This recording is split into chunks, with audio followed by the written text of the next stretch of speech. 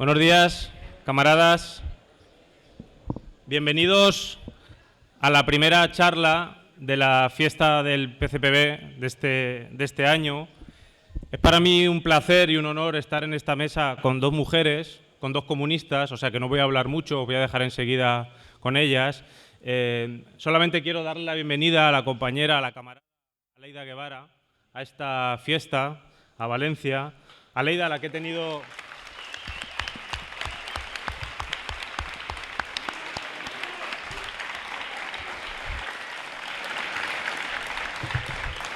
He tenido oportunidad de conocerla estos días. Es una persona fantástica, con la que se aprende muchísimo, con un sentido del humor brutal, ya lo veréis, y vais a aprender muchísimo, vamos a aprender muchísimo. Y tenemos el honor de tenerla aquí en esta fiesta pues, para hablar de la situación actual en Cuba. Cuba, ese país que todos llevamos en el corazón, hayamos estado o no hayamos estado en Cuba. Y si esto es así es porque siempre Cuba ha sido ese faro que ha iluminado a la izquierda revolucionaria de todo el mundo, incluso cuando todo parecía que se derrumbaba o cuando se derrumbaba y cuando parecía que todo estaba perdido. Cuba fue un faro para Latinoamérica durante décadas, fue y es una fortaleza inexpugnable frente a unos Estados Unidos que utilizaban el continente como patio trasero, donde promovían invasiones, golpes de Estado, dictaduras militares. Y mientras Estados Unidos exportaba muerte y exportaba guerra, Cuba, a pesar de estar bloqueada, lo que exportaba era solidaridad. Y esa solidaridad, esa dignidad de Cuba que exportaba a todos los países del mundo, a Latinoamérica, a África, con el tiempo iría dando sus frutos. Si Latinoamérica empezó a liberarse, si los pueblos de América empezaron a liberarse, fue precisamente porque Cuba, cuando, como digo, parecía que todo estaba perdido, Cuba resistió.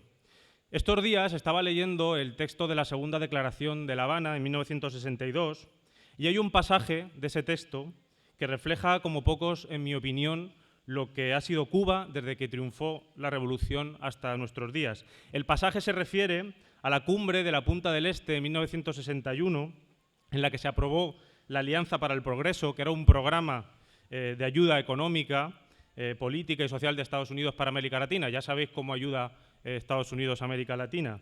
Quien representó en aquella cumbre a Cuba, en aquella conferencia de agosto de 1961, era el Che Guevara, que denunció el carácter imperialista de aquella Alianza para el Progreso.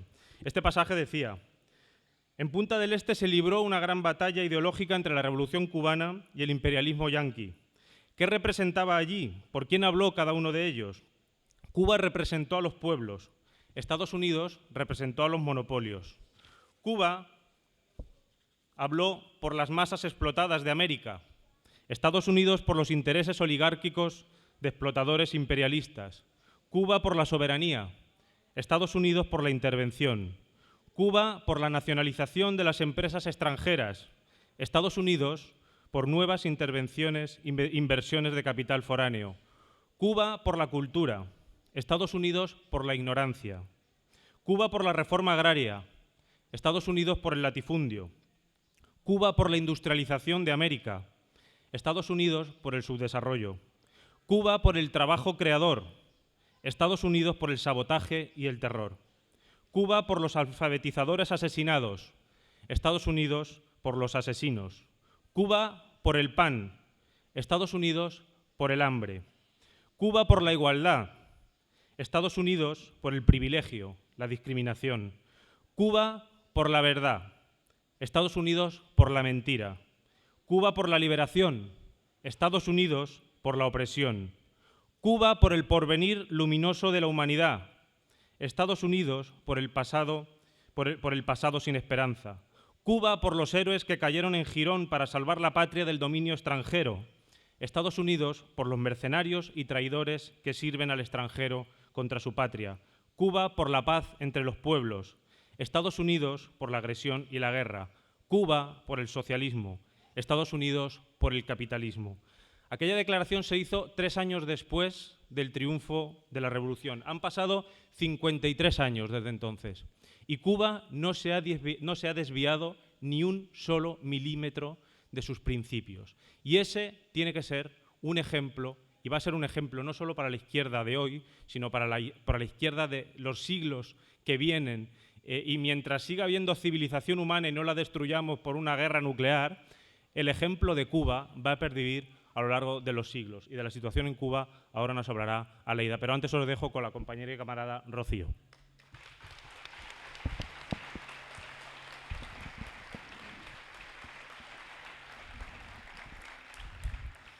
Camaradas, compañeros, compañeras, no puedo describir con palabras lo que significa para nosotros y nosotras contar hoy aquí con Aleida Guevara, médico cubana, militante comunista e hija de quien ella describe y nosotros compartimos la descripción como uno de los comunistas más completos que ha habido en la historia, Ernesto Che Guevara. Este está siendo sin duda un año de cambios, cambios por todas partes, y no me refiero solo a nuestro país. El día 17 de diciembre de 2014 nos dieron la mayor alegría que en este momento podían dar a cualquier militante internacionalista como nosotros. Por fin, Antonio, Ramón y Gerardo volvían a su casa.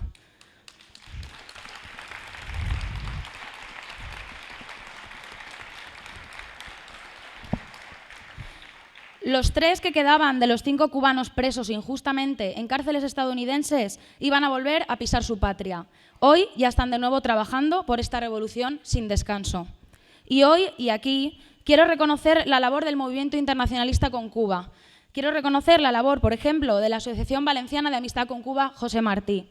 Y además, sin duda, también quiero reconocer la labor del Partido y la Juventud Comunista que han luchado por acabar con esta injusticia como los que más.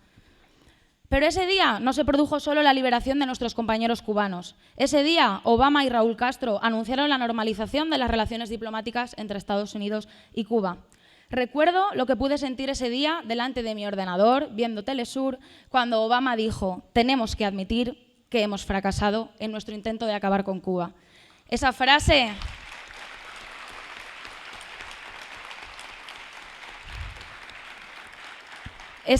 creo que sin duda se va a mantener para siempre en la memoria de todos y todas nosotras.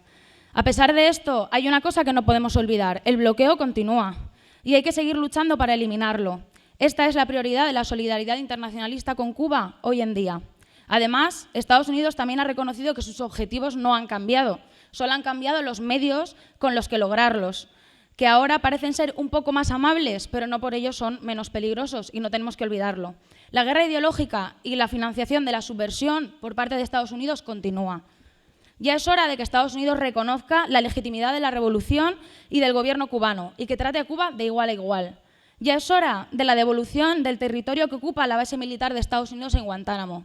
También es hora de que Estados Unidos empiece a respetar las decisiones del pueblo cubano, su lucha por perfeccionar y hacer sostenible el socialismo como única garantía de verdadera independencia y justicia social. No podemos sino reconocer todos los logros que ha conseguido la revolución cubana a lo largo de estas décadas.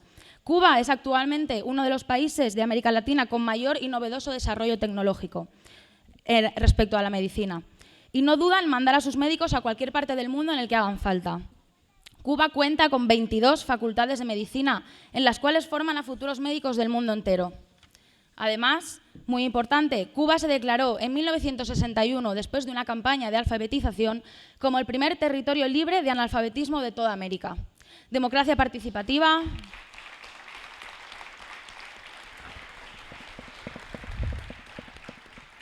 democracia participativa, protección social, solidaridad internacionalista, los datos nunca acaban respecto a Cuba.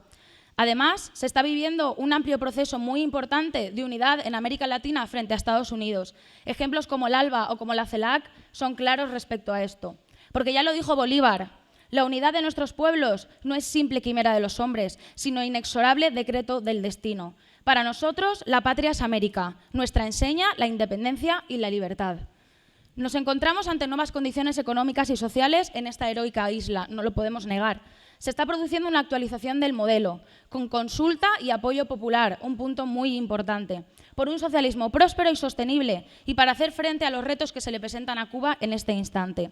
Por eso, la lucha ideológica de la juventud cubana es una batalla clave para la continuidad de la revolución y las organizaciones de masas como la UJC o la FEU son imprescindibles para esto. Estas organizaciones conjugan la historia, el presente y el futuro. Ahora más que nunca es necesaria la solidaridad internacionalista, la ternura entre los pueblos. Hay que acabar definitivamente con la posición común de la Unión Europea. Hay que acabar con el bloqueo económico y, muy importante, con el bloqueo mediático al que se ve sometido Cuba día a día. Y hay que fortalecer los lazos de cooperación y solidaridad entre los pueblos. Ejemplos como las brigadas de la Asociación José Martí, que este año tengo el enorme honor de poder coordinar, y que combinan el aporte solidario con el conocimiento de la realidad de la Revolución cubana, constituyen la verdadera escuela de las Américas y no las escuelas militares de Estados Unidos.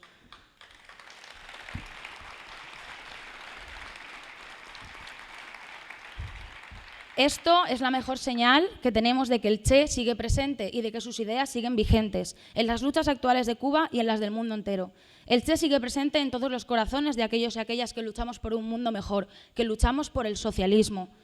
Aleida es el mejor reflejo que tenemos de una sociedad cubana formada en la revolución, médico, mujer luchadora, internacionalista, incansable. Ella pronunció una frase el duro día en que recibió los restos de su padre en Cuba, que no se me olvidará jamás. Los grandes sueños solo se hacen realidad con inmensos sacrificios. El Che y Cuba demuestran que sí es posible y nosotros vamos caminando hacia ese camino. Camaradas, hasta la victoria siempre, patria o muerte.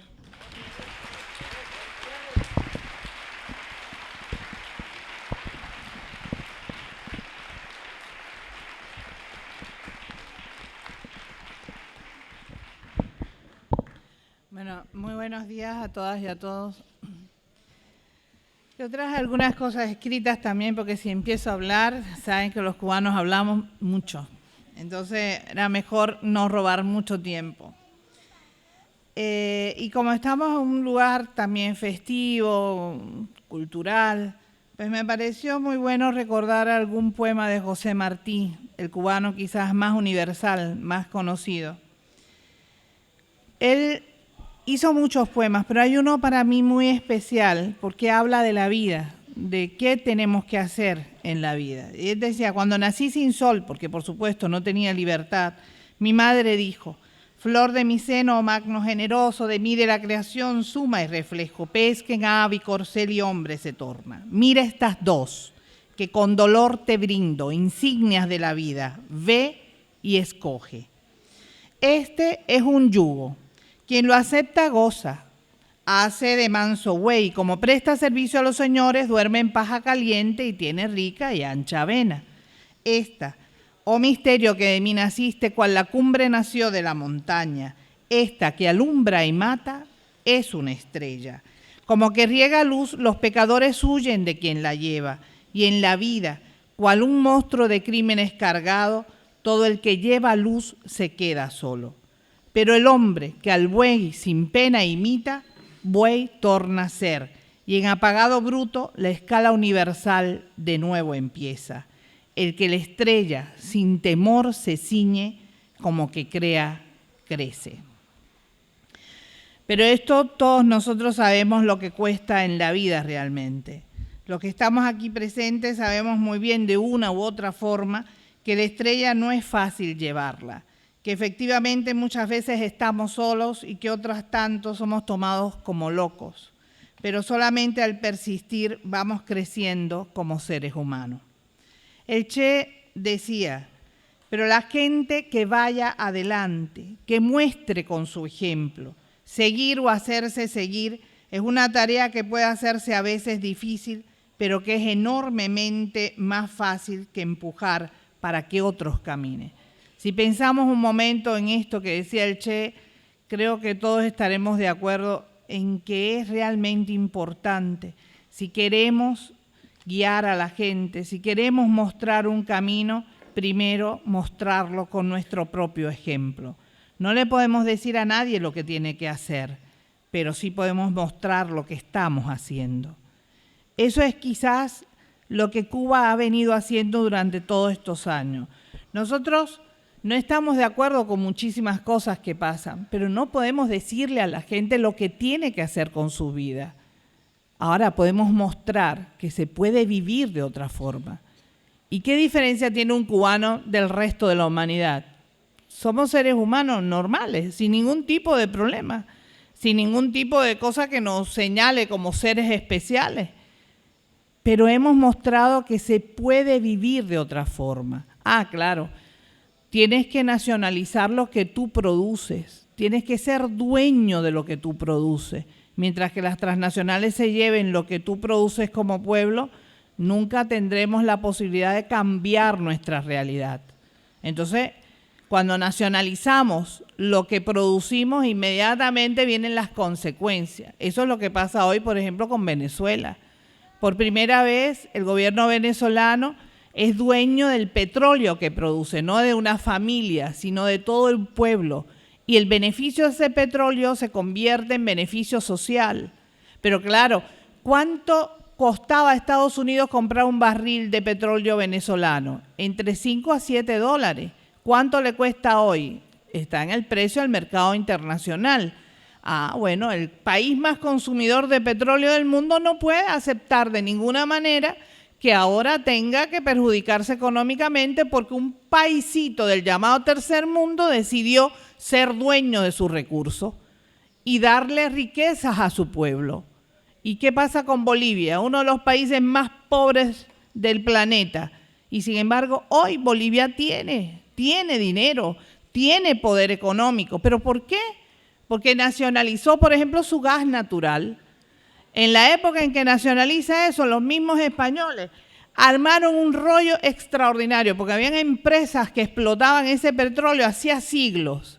Y tienen la cara tan dura, pero tan dura, de decirnos a nosotros, periodistas españoles, que el compañero Evo Morales estaba haciendo algo impropio. Digo, pero ¿se atreven a decirnos eso a nosotros? Después de 500 años de explotación de nuestros recursos, todavía tienen la desfachatez de decirnos que el presidente de Bolivia está haciendo algo incorrecto porque nacionaliza lo que es suyo y por primera vez le da a su país la posibilidad de vivir con dignidad, con los recursos que son suyos, que produce ese país. Fíjense hasta dónde llega la mentalidad de los capitalistas en general. Es una cosa muy difícil de explicar, es muy difícil de que uno pueda entender hasta dónde llega el egoísmo y la falta de solidaridad de la gente cuando no tiene la conciencia de que todos somos seres humanos con capacidad para vivir con dignidad. Ahora, ¿qué pasa? Esto encierra para mí una verdad gigante, es uno de los problemas que nos enfrentamos con frecuencia. Convencer a las personas más humildes de la necesidad de cambio.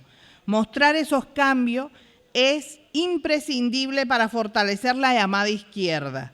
No hacemos nada con partidos llenos de buenos ideales si no somos comprendidos y apoyados por las masas. Llegamos a tener senadores, diputados, intelectuales de primer nivel, lo que me parece interesante e importante, pero cuando hay desalojos, despidos, cierres de fábricas, maltrato al campesinado o a los indígenas, desgraciadamente estamos lejos de esos lugares. Entonces no se nos identifica, no se nos relaciona con la justicia social que tanto proclamamos. Y es así, compañeros, que continuamos siendo unos pocos a los que nos falta la fuerza del pueblo porque no hemos sido capaces de llegarles. El Che centra su preocupación en el ser humano. Es indiscutiblemente el eje de nuestras luchas. Para mejorar su vida, su bienestar social, emprendemos una batalla por cambiar la economía y eso es muy importante, pero él siempre nos decía, el hombre debe transformarse conjuntamente con la producción que avance y no haríamos una tarea adecuada si solamente fuéramos productores de artículos, de materias primas y no fuéramos a la vez productores de hombres. Y eso es una de las cuestiones que hoy estamos viviendo en Cuba. Tuvimos que hacer cambios importantes, por ejemplo, todo el mundo se da cuenta que Cuba, a pesar de ser un país socialista, sigue viviendo en este planeta, no se fue del planeta.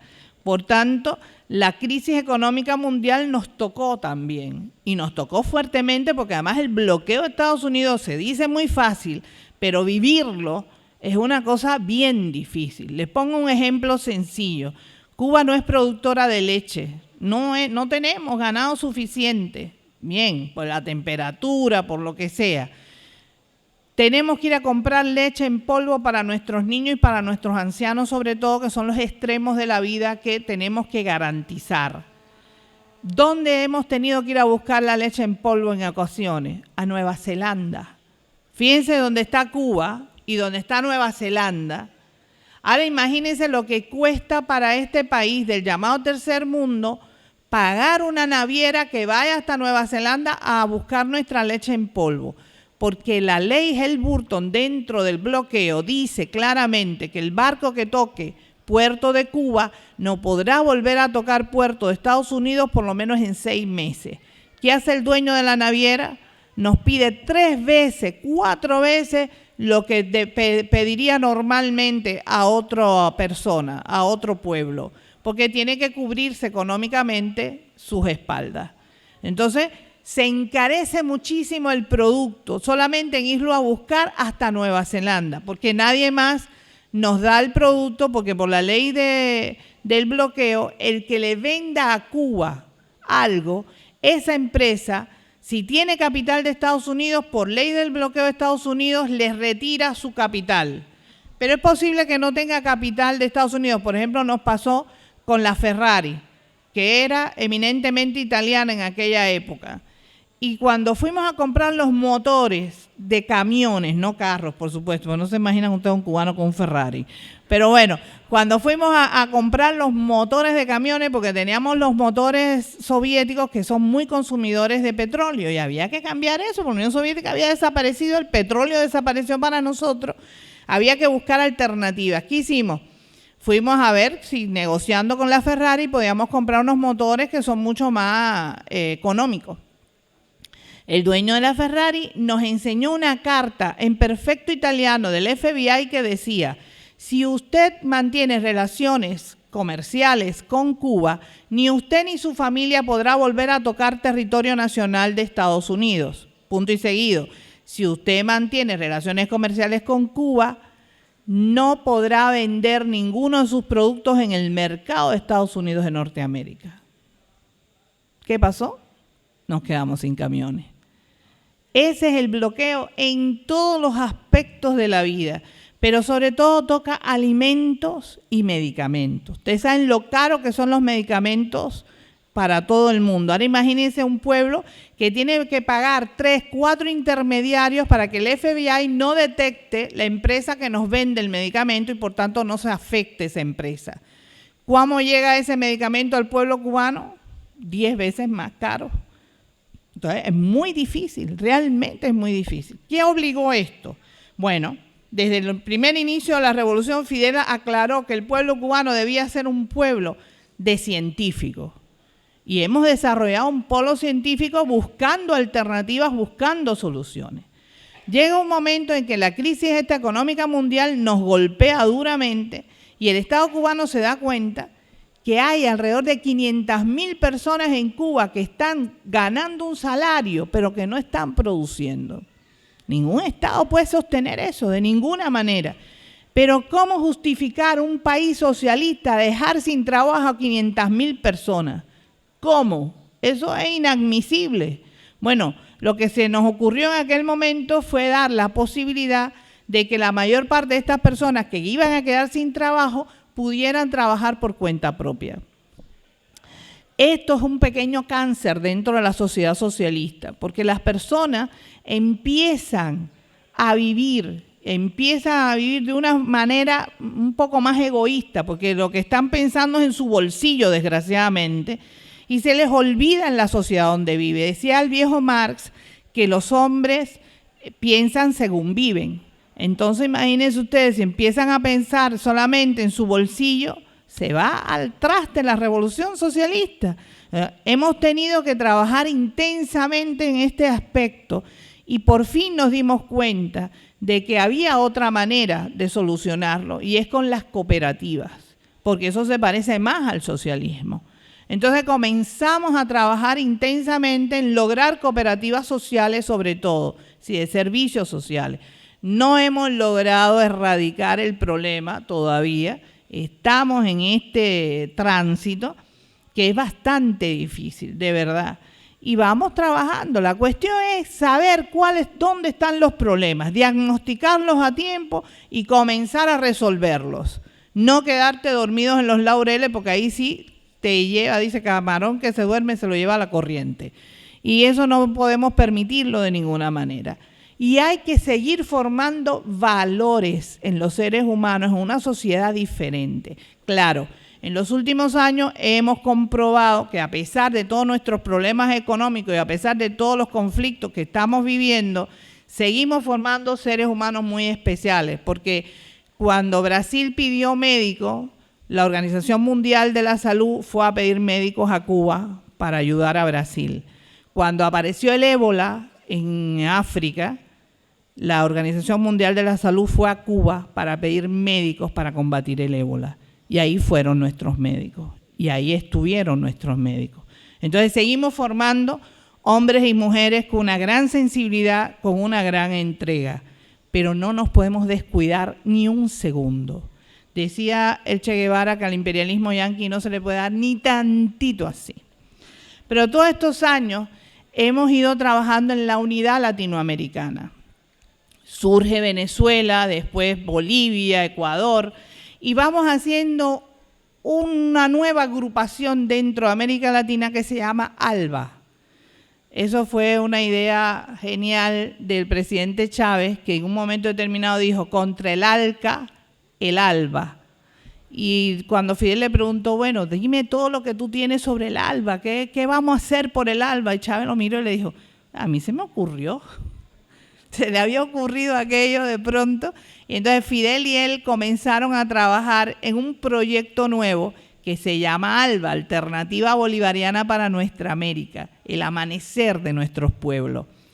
Y así comenzaron a trabajar y hasta hoy vamos muy bien. Este grupo de países hace una unidad muy, muy importante, no solamente desde el punto de vista económico, sino también cultural. Es muy importante esto porque comenzamos a conocernos mucho mejor. Yo digo que si yo hubiera tenido el privilegio de trabajar con las parteras quichua, como trabajé hace algunos años, antes de ir a Nicaragua, cuando era una incipiente médico, seguramente hubiera hecho mucho mejor los partos que hice en Nicaragua. Que bueno, los primeros partos, las nicas todavía deben estarme buscando por los desastres que hice, pero bueno, son cuestiones que tenemos a veces que enfrentar en esta vida y de verdad hemos aprendido mucho en los últimos años. Hemos aprendido en primer lugar a saber quiénes somos de verdad, de dónde venimos, cuáles son nuestras raíces culturales autóctonas. Hemos emprendido campañas y trabajos importantes en el ALBA y uno de ellos es la alfabetización de nuestros pueblos. Porque decía José Martí que para que un pueblo sea realmente libre necesita ser un pueblo culto, para que nadie lo engañe, nadie lo manipule, nadie lo utilice. Y eso es lo que intentamos hacer en los primeros momentos del ALBA, comenzar la alfabetización de nuestros pueblos, no solamente en los idiomas de la colonización, es decir, no solamente español, portugués, inglés o francés, sino quechua, quichua, aymara, guaraní y 17 idiomas más que hay en el continente latinoamericano. Hemos tratado por todos los medios de comenzar la alfabetización en los propios idiomas autóctonos de nuestros pueblos y lo hemos ido logrando. Ya Venezuela es libre de analfabetismo y Bolivia también se acaba de declarar por Naciones Unidas como libre de analfabetismo. Y eso es gracias al método Yo Sí Puedo, que es un método de alfabetización empleado por los cubanos. Pero cuando estábamos haciendo esto nos dimos cuenta de algo interesante. Si había personas que no se unían a aprender a leer y a escribir, nos preguntamos por qué pasa. Y era que no veían bien. Entonces comenzó otra campaña en el ALBA que se llama Operación Milagros. Y fue porque empezamos a operar a estos pacientes que tenían cataratas y pterygium, que son las dos causas de cegueras más frecuentes que hay en la humanidad. Gratuitamente, por supuesto, le devolvíamos la visión y ellos entonces podían elegir libremente si querían estudiar o no. Pero comenzó así porque uno de los primeros pacientes que vio después de operarse dijo, esto es un milagro. Y por eso adoptamos el nombre de Operación Milagro. La Operación Milagro debe operar a 10 millones de personas. Vamos por 4,5 en este momento. Y no solamente estamos operando en América Latina, sino estamos operando también en África, en Medio Oriente, en Asia. Estamos trabajando en otras partes del mundo con esta Operación Milagro, devolviendo la luz gratuitamente a los seres humanos. Decía el Che, aquí está una de las tareas de la juventud, porque él hace mucho hincapié siempre en los jóvenes como uno de los factores más importantes en los procesos revolucionarios. Impulsar, dirigir con el ejemplo la producción del hombre del mañana, y en esa producción y en esa dirección está incluida la producción propia, porque nadie es perfecto ni mucho menos, y todo el mundo debe ir mejorando sus cualidades mediante el trabajo, las relaciones humanas, el estudio profundo, las discusiones críticas. Todo eso es lo que va transformando a la gente. Y estamos en presencia de otro problema al que nos enfrentamos, la educación de las nuevas generaciones. Y el Che nos recuerda que el ejemplo personal es muy importante. Escuchamos continuamente comentarios sobre lo mal que está la juventud, los problemas que tienen, sin percatarnos que somos los responsables directos de esos problemas. Porque ¿quiénes educamos a esos jóvenes o los maleducamos? Nosotros mismos. Es por eso que él insiste en pedirle a los jóvenes que tengan una gran sensibilidad ante todos los problemas, gran sensibilidad frente a la injusticia, espíritu inconforme cada vez que surge algo que está mal, lo haya dicho quien lo haya dicho, plantearse todo lo que no se entienda, discutir y pedir aclaración de lo que no esté claro, declararle la guerra al formalismo, a todos los tipos de formalismo. Junto a eso, un gran espíritu de sacrificio, un espíritu de sacrificio no solamente para las jornadas heroicas, sino para todo momento. Sacrificarse para ayudar al compañero en las pequeñas tareas, para que pueda así cumplir su trabajo, para que pueda cumplir con su deber en el colegio, en el estudio, para que pueda mejorar de cualquier manera. Estar siempre atento a toda la masa humana que lo rodea. Hace algunos años estuve en Barcelona, en las universidades, las 4 más importantes, dando conferencias. Y cuando terminé una de ellas, vino un grupo de jóvenes muy así sudorosos, venía donde yo estaba a pedirme disculpas porque no habían podido estar en la conferencia, porque estaban desalojando a unos obreros y ellos habían ido a apoyar a los trabajadores. Y yo le dije, pero ¿qué conferencia, ni qué mierda de conferencia? Están ustedes allí, ese es el lugar donde tienen que estar.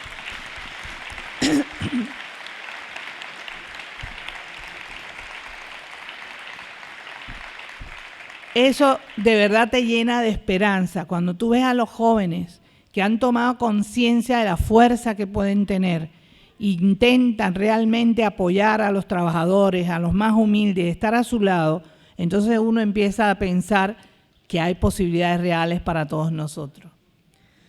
Desarrollar al máximo, decía el Che, la sensibilidad hasta sentirse angustiado cuando se asesina a un hombre en cualquier rincón del mundo y para sentirse entusiasmado cuando en algún rincón del mundo se alza una nueva bandera de libertad. El Che nos muestra cómo debemos ser, cómo deben ser nuestros hijos y nos pide que seamos el ejemplo que las nuevas generaciones quieran imitar. Pero ¿cuánto tenemos que hacer todavía? ¿Cuántas cosas debemos corregir? Por ejemplo, olvidarnos del famoso yo y poner en primer lugar el nosotros. Tenemos que ser capaces de buscar objetivos comunes, olvidar las cosas pequeñas y muchas veces mezquinas que nos separan y lograr la unidad. La única forma es rescatar la fuerza de los pueblos que nos permite luchar para obtener un mundo más justo. En El hombre del socialismo en Cuba, él plantea, nuestra tarea consiste en impedir que la generación actual, dislocada por sus conflictos, se pervierta y pervierta a las nuevas. Y de pronto viene a mi mente algo que dijo Benito Juárez y que leí en México. Y él dice, es posible que perdamos una guerra, es posible porque no estemos preparados, porque no tengamos las condiciones o porque no seamos suficientemente valientes para enfrentar esa guerra, es posible. Pero lo que es inadmisible es aceptar que las nuevas generaciones acepten esa derrota como propia. No puede ser. Las nuevas generaciones tienen que venir con mucho más ímpetu, con mucha más fuerza que nosotros y mejor preparados. Tenemos que seguir soñando. Solamente los seres humanos tenemos esa capacidad, pero no le podemos pedir a nadie que haga realidad nuestros sueños. Solamente nosotros podemos hacer realidad nuestros sueños. Dice el Che, ya vendrán los revolucionarios que entonen el canto del hombre nuevo en la auténtica voz del pueblo. Es un proceso que requiere tiempo, pero cuidado, el tiempo se nos va dentro de las manos. Estamos acabando con nuestro planeta a pasos agigantados. Estuve en Brasil, por ejemplo, en una de las minas de hierro a cielo abierto más grandes del planeta, quizás la segunda más grande del mundo. Pero ¿dónde está esa mina de hierro? Está en el corazón de la Amazonía brasilera. Significa que cada centímetro que aumenta esa mina, se destruyen árboles ancestrales. Y si nosotros hacemos una pregunta simple, ¿el hombre puede vivir sin hierro? Es posible. Durante siglos hemos vivido sin hierro. Pero el hombre puede vivir sin oxígeno. No es posible. No es posible. Sin embargo, estamos acabando con los bosques ancestrales, con el pulmón de oxígeno de nuestro planeta.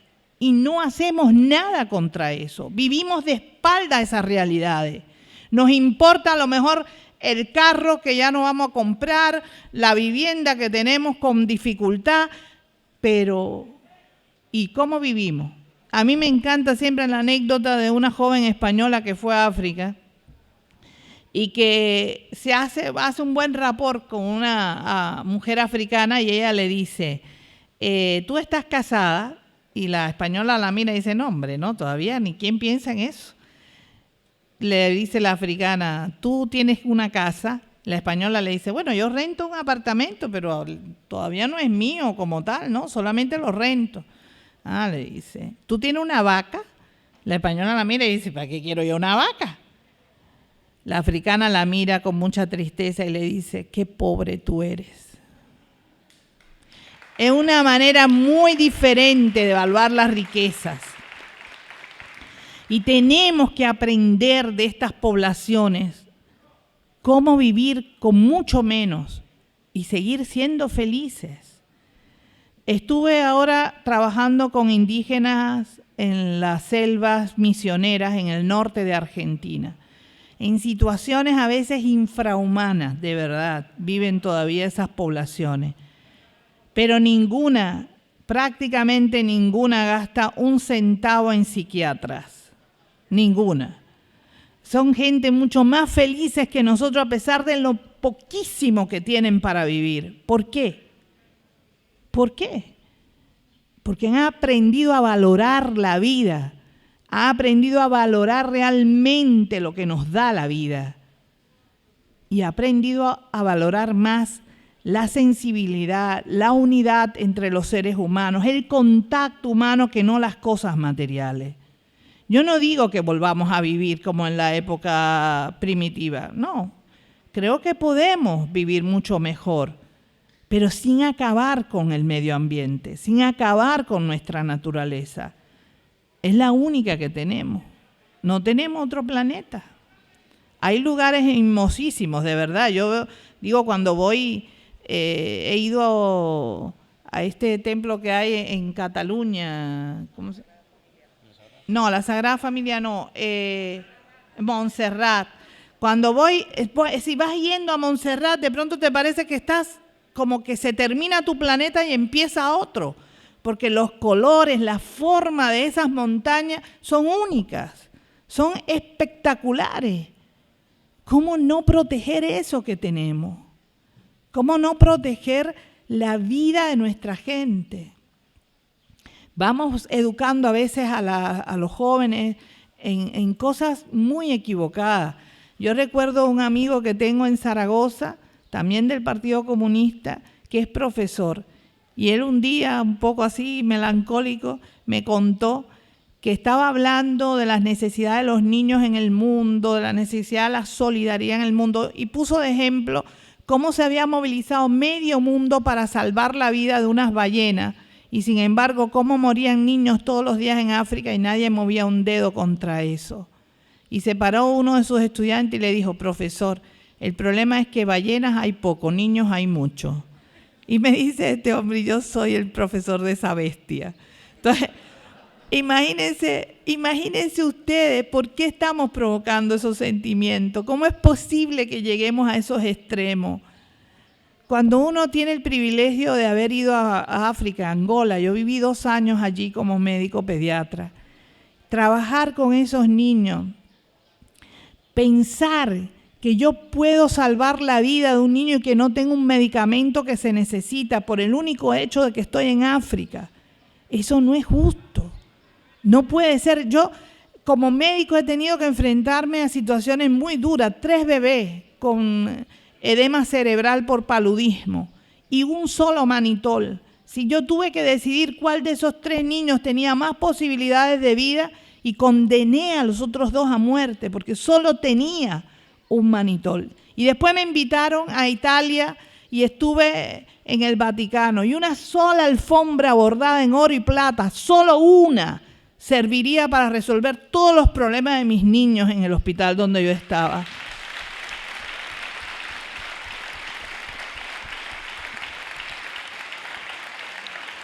Entonces, es muy injusto este mundo. Hay problemas serios que estamos enfrentando y que está enfrentando sobre todo la vieja Europa. Por ejemplo, la inmigración. Hablábamos de eso el otro día precisamente. Es decir, cómo durante mucho tiempo se aceptó esa inmigración porque venían a hacer los trabajos que los europeos ya no querían hacer. Y entonces venían esta gente a trabajar y no había problema. Pero ahora con la crisis económica se acaban esos trabajos, esos lugares, y entonces los europeos quieren rescatar esos trabajos que antes no querían hacer, y por tanto empiezan ahora a salir toda una serie de xenofobia. Y eso es muy peligroso, muy peligroso. Acuérdense que este continente tuvo ya 2 guerras mundiales, está aquí en territorio nacional donde surgen estas cosas. Entonces hay que tener mucho cuidado en la formación de valores de las próximas generaciones.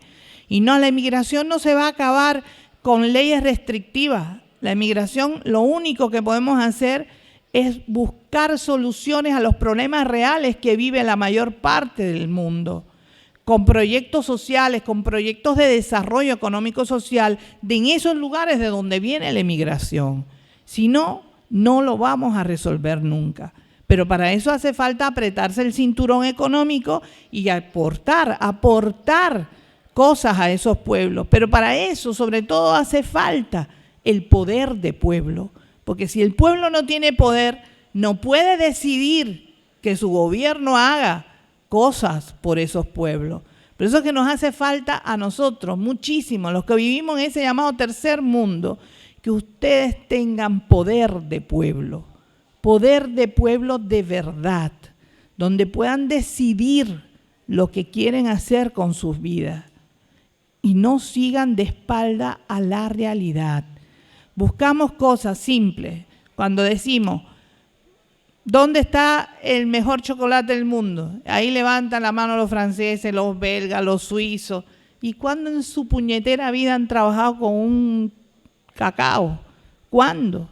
¿Cuándo lo han puesto a secar? ¿Cuándo han tenido que amasar la planta, el resultado del cacao para poder sacarle el líquido, después secar eso, poderlo conformar y traer la crema de cacao? ¿Cuándo? Nunca. Porque ese cacao lo compran en el Congo, lo compran en Brasil, que es muy bueno su cacao, pero no está producido en Europa. El mejor café del mundo, dicen que el italiano. Nunca en su vida han trabajado un cafeto. Eso es Congo, eso es África, eso es Brasil, eso es Colombia. Entonces, el petróleo que consumen, ¿de dónde viene? Viene de nuestros pueblos. Por tanto, si no quieren realmente tener serios problemas serios problemas en los próximos años, hay que comenzar a tender puentes de solidaridad y de respeto a los otros pueblos del mundo. Eso es muy importante tenerlo como conciencia, porque de lo contrario, ustedes poco a poco se van a sentir aislados. La vieja Europa no sobrevive sin nosotros, no sobrevive. A mí me da mucha gracia cuando me hablan, por ejemplo, de la mejor universidad que hay en Portugal. Yo fui, estuve allí, me llevaron a la biblioteca de la universidad. Me decían, mira, aquí no se usa ningún líquido para impedir ningún tipo de bicho, porque aquí no hay nada de eso. Está protegida porque está hecha con la mejor madera del mundo, madera preciosa. Y yo los miraba y les decía, ¿y de dónde es esa madera preciosa? Oh, de Brasil. ¿Y cuánto ustedes pagaron por esa madera? Me miraron, no, nada. ¿Y cuánto piensan pagar por esa madera? Nada. ¿Y qué me dicen del Escorial? Porque los árboles mejores de mi país están ahí. Ahí están los troncos de árboles hermosos de Cuba, están formando el Escorial. Entonces, ¿cuánto nos deben desde el punto de vista de lo que hoy disfrutan? Tienen que tener conciencia de eso, porque los pueblos tenemos que unirnos para poder hacer algo diferente, para poder crear algo diferente, tenemos que estar unidos. Y no podemos dividirnos por pedacitos, no nos podemos dar el lujo, los que pensamos que un mundo mejor es posible, no nos podemos dar el lujo de dividirnos, somos poquitos. Entonces hay que buscar más unidad, más fuerza entre nosotros para poder cambiar la realidad. Si no, nos siguen diluyendo, nos siguen aplastando. Déjeme decirle, a riesgo de parecer ridículo, que el revolucionario verdadero está guiado por grandes sentimientos de amor. Es imposible pensar en un revolucionario auténtico sin esta cualidad. Y el amor se expresa protegiendo lo que es nuestro, protegiendo la vida de nuestros semejantes. Pero necesitamos ser identificados, ser respetados para poder llegar a esos hombres y mujeres que necesitan de nuestros ideales y convicciones y de que nosotros y de ellos nosotros necesitamos su fuerza y entrega. Solamente juntos podremos vencer, solamente juntos podremos construir el futuro. Entonces, compañeros, hagamos el mismo pedido que hace Martí en el poema a su madre. Dame el yugo, oh mi madre, de manera que puesto en él de pie, luzca en mi frente mejor la estrella que ilumina y mata. Hasta la victoria siempre.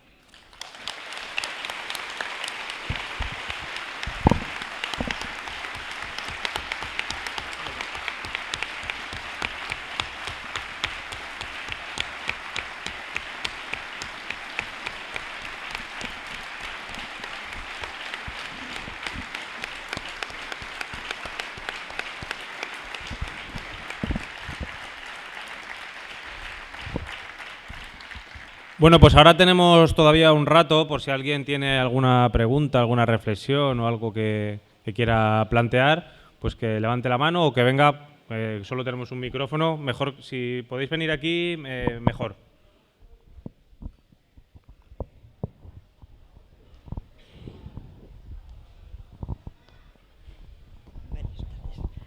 Qué bien lo estamos pasando.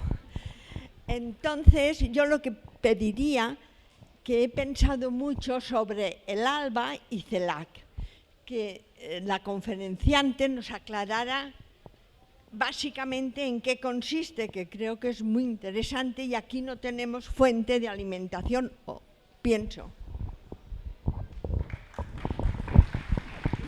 Cuidado. Mire, el ALBA les decía que surge así, contra el ALCA, ¿no? Y lo que hemos intentado es unir nuestros pueblos desde el punto de vista económico, desde el punto de vista cultural. Pero el ALBA es muy pequeñita, todavía no logramos que los dos gigantes latinoamericanos, ya sea Argentina y Brasil, pertenezcan al ALBA. Así que es un proyecto pequeño, pero que va funcionando. Fíjense si va funcionando, que esta Operación Milagro, por ejemplo, en Argentina no nos dejan trabajar, el Colegio Médico Argentino no deja trabajar a los médicos cubanos. Y Cuba, por supuesto, con Argentina tiene una cosa muy especial por el Che, porque el Che nació allí. Entonces, en ese sentido, el comandante en jefe Fidel Castro dijo, bueno, nosotros le donamos 10 hospitales para Operación Milagro al pueblo argentino. Los distintos dirigentes que había en aquella época dijeron que no eran necesarios. De todas maneras, hemos operado a 48.000 argentinos gratuitamente con 2 hospitales que se hicieron en las fronteras de Bolivia. Ellos atraviesan la frontera sin problema y allí son operados y de vuelta a su país. Y esto es una cosa muy hermosa porque es otro país el que ha prestado su casa, su tierra, para que vengan los argentinos a ser operados gratuitamente. Inicialmente, un poco los argentinos a veces veían a los bolivianos como inferiores, ¿no? Como personas con menos conocimiento, con menos capacidades intelectuales. Y el ALBA ha permitido que el pueblo argentino se dé cuenta del error que tenían en ese sentido y que comiencen a comprender la importancia que tenemos todos como seres humanos. Ellos han sido operados gracias a ese pueblo, gracias al presidente Evo, que permitió la formación de estos hospitales en la frontera. Pero ahora ya donamos un pequeño hospital que se llama Dr. Ernesto Che Guevara, que está en la ciudad de Córdoba, donde hemos formado algunos médicos, sobre todo egresados de la ELAM, de la Escuela Latinoamericana de Medicina, que está en Cuba, y estos jóvenes se hicieron oftalmólogos y pueden operar cataratas y pirigión en este hospital. Por supuesto, sigue siendo gratuitamente para el pueblo. Entonces, acabo de venir yo de la inauguración oficial hace un mes, en junio, de este hospital allí en Córdoba. Y trabaja, por supuesto, una compañera cubana que ha sido la asesora que permitió la formación de estos médicos argentinos allí. Dame un segundo. Perdona que os interrumpa. Si alguien tiene un Renault Clio con la matrícula 5126 HTK o un Opel Astra con la matrícula 0314 GRH, que se ponga en contacto con la policía local, que yo no sé si igual hay que moverlo o algo. Están allí, ¿vale? Perdona, Leida. Bueno, el ALBA es realmente esto, es decir, es la unidad que nosotros queremos y aspiramos para toda Latinoamérica, pero tú no puedes obligar a nadie a pertenecer a ella porque la gente todavía tiene mucho miedo a la palabra comunismo, socialismo, eso les corta un poco las iniciativas. Pero estamos tratando de mostrar cómo somos, quiénes somos y qué es lo que queremos hacer.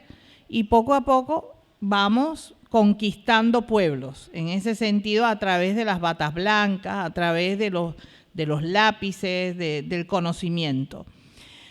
Esto es un proyecto que debe seguir ampliándose con nuevos países que se van uniendo. Se han unido 3 del Caribe ya, que son islitas muy pequeñitas, pero muy fuertes, muy valientes.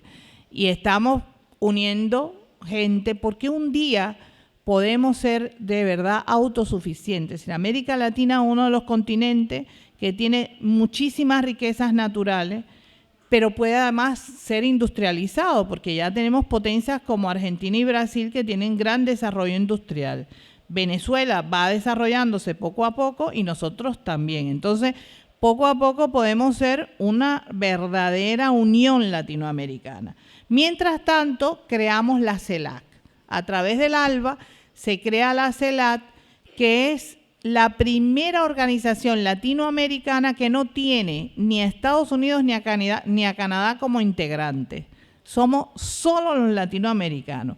Tenemos muchas diferencias desde el punto de vista ideológico, porque ahí hay muchos países en la CELAC que ni piensan todavía en el socialismo, ni mucho menos, pero van hacia un camino interesante de nacionalismo, de darle posibilidades reales a sus pueblos. Poco a poco se van dando cuenta de que hay que buscar soluciones. Por ejemplo, en la última reunión que estuvimos en la CELAC, a mí me tocó estar en la mesa de salud. Y una de las cosas que discutíamos y que analizábamos es que la salud es un derecho del pueblo. La salud no puede ser un comercio. Y en los países de Latinoamérica, los grandes colegios de medicina normalmente son de élite, son de gente muy rica y poderosa, que no les importa a los pacientes, solamente piensan en los clientes. Y esa palabra tenemos que borrarla de la faz de la tierra con relación a la medicina, porque la medicina no puede de ninguna manera poner en el mercado precio a la vida de un ser humano. Como no existe ese precio, no puede estar en el mercado. Tiene que ser un beneficio social para todo el pueblo en igualdad de condiciones. Y eso es una de las cosas que estamos tratando de luchar en la CELAC. Pero esto, poco a poco, va sembrando un germen interesantísimo. Todo el mundo habló ahora, por ejemplo, de que esta última decisión de Estados Unidos de comenzar las relaciones diplomáticas con Cuba se debía un poco a la influencia del Papa y qué sé yo. Bueno, no sé si el Papa podrá haber tenido alguna influencia. Yo no se le niego que haya hablado algo con este presidente, pero no creo que eso sea lo importante. A mí me parece que lo importante es precisamente la formación de esta unidad latinoamericana. La CELAC exigió que en la próxima cumbre de las Américas, si no estaba Cuba, no iba a estar la mayor parte de los países latinoamericanos. Y por primera vez en la vida Estados Unidos se vio contra la pared en este sentido. Entonces yo pienso que lo que hace que el presidente de Estados Unidos tenga que tomar la medida de decir públicamente una verdad tremenda como esa, es la presión de América Latina, que se da dando cuenta que o cambia su política con Cuba o no podrá tener relaciones reales con nuestro continente, que ha sido siempre su patio trasero, con el cual ha hecho lo que le ha dado el deseo siempre, y va perdiendo ese territorio. Imagínense que por primera vez en la vida, el presidente de Bolivia expulsa al embajador de Estados Unidos, que eso era inadmisible, pero los embajadores de Estados Unidos en América Latina han hecho y deshecho lo que les ha dado la gana siempre. Por primera vez un presidente se pone bien los pantalones y le dice, fuera, de aquí no lo queremos, usted está interviniendo en problemas internos, fuera. Automáticamente, el de Venezuela cierra las puertas también. Y automáticamente Nicaragua protesta contra el... Es decir, fue una reacción en cadena. Entonces, eso nunca se había visto, nunca. Por tanto, la CELAC también va moviendo, desde el punto de vista, poco a poco, la unidad latinoamericana. Y eso es muy importante para nosotros. Por primera vez no somos un país aislado en América Latina. Somos un país ya dentro de organizaciones, con organizaciones y con una gran posibilidad de seguir ayudando a nuestros pueblos. Porque ahora tenemos, por ejemplo, 14.000 médicos, realmente 13.000, no llegamos a los 14.000, que es lo que pidió Brasil, pero todavía no llegamos a ese número. Estamos en 13.000 aproximadamente médicos en Brasil, médicos cubanos en Brasil. Tenemos 10.000 y pico, casi 11.000 en Venezuela trabajando. Tenemos médicos, montones de lados tratando de ayudar. Tenemos 2.000 en Bolivia. Tenemos 480 en Haití. Es decir, realmente es mucho lo que podemos hacer. Y por eso también creamos la Escuela Latinoamericana de Medicina, para poder ayudar. Nosotros nos damos abasto con todas las necesidades que tiene Latinoamérica y el resto del mundo. Y entonces lo que hicimos fue crear esta Escuela de Medicina, donde empezamos a darle la docencia gratuitamente a los muchachos que no podían estudiar en su propio país porque no tenían dinero para hacerlo. Y en ese sentido ya hemos graduado más de 10.000 médicos latinoamericanos, incluyendo 500 estadounidenses, que también los graduamos gratuitamente en Cuba, que son los chicanos, y son la gente del tercer mundo en Estados Unidos, que son los afroestadounidenses, los chicanos y los mexicanos. Ahí hemos trabajado y 500 ya tenemos graduados como médicos así. Entonces, bueno, ese es el sentido, es de unidad, de buscar esa fuerza entre nuestros pueblos para provocar lo que se está viendo hoy, ¿no? Vamos a abrir las embajadas en Cuba después de 50 y pico de años de no tener relaciones con Estados Unidos. El 22 de julio se debe abrir la embajada. ¿Cuánto va a durar? No sabemos. Depende de cómo se porten los gringos, porque si se portan mal van echando también. Eso es simple.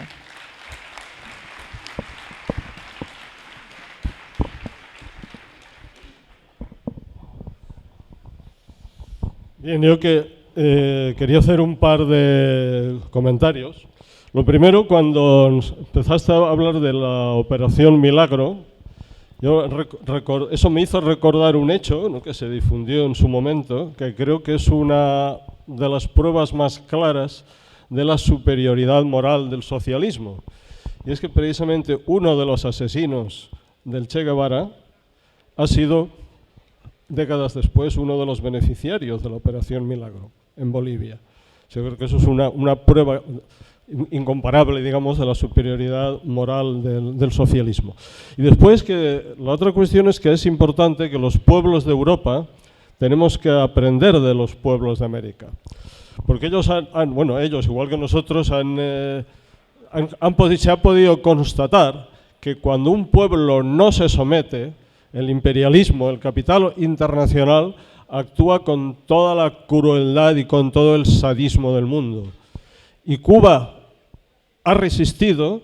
Al resistir se convirtió efectivamente, como señalaste, un faro para América Latina, y ha generado una situación que los pueblos de América Latina han podido empezar a liberarse mirándose a ese faro, y la situación ha cambiado. Y ahora en Europa nos encontramos con que hay un pueblo, que es el pueblo de Grecia, que porque en un momento determinado se ha atrevido a plantarse en contra de los que nos estaban ahogando, está estado padeciendo la máxima crueldad de la troika que representa al capital, al capital internacional incluso, porque está también el Fondo Monetario Internacional. El pueblo de Grecia tiene mañana una cita con el destino, y yo estoy convencido que si siguiendo el ejemplo de Cuba, el pueblo de Grecia es capaz de resistir, eso será un elemento importante para que más pronto que tarde los pueblos de Europa podamos también liberarnos.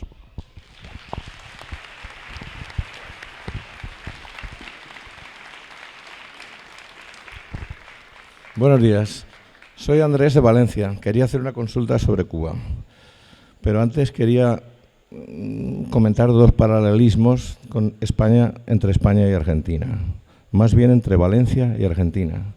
Nosotros, hace mucho tiempo, como ustedes saben, Blasco Ibáñez, de aquí valenciano, estableció una colonia que se llamaba Nueva Valencia, allá en Argentina. Y a nosotros los valencianos nos llaman ches, precisamente como a ustedes, como a los argentinos. Bien, pero por el origen.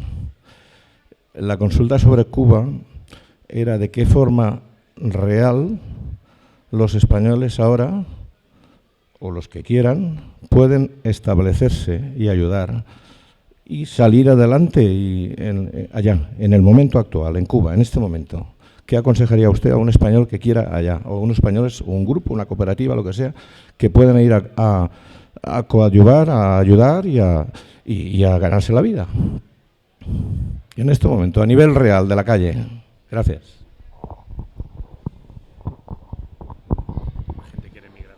Bueno, ustedes saben que la ley de inversión en Cuba cambió un poco, se modificaron algunas cosas, pero siempre quedan tres cosas importantes. Primero, las inversiones que se aceptan en Cuba tienen que dar beneficio directamente al pueblo cubano, si no, no se aceptan.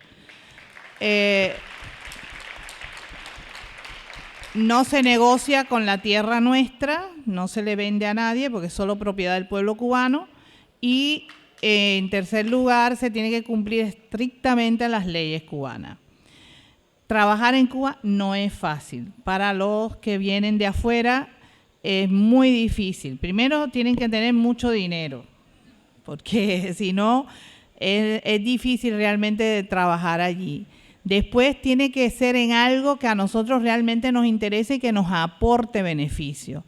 Trabajamos mucho más con la solidaridad, es decir, con los movimientos de solidaridad establecidos hace muchos años, van brigadas de trabajo, van a veces personas que tienen experiencias en la cosa cooperativa, de la cooperatividad, y nos dan distintos tipos de técnicas, de cursos, de trabajo con los campesinos y con las personas que quieren hacer cooperativa.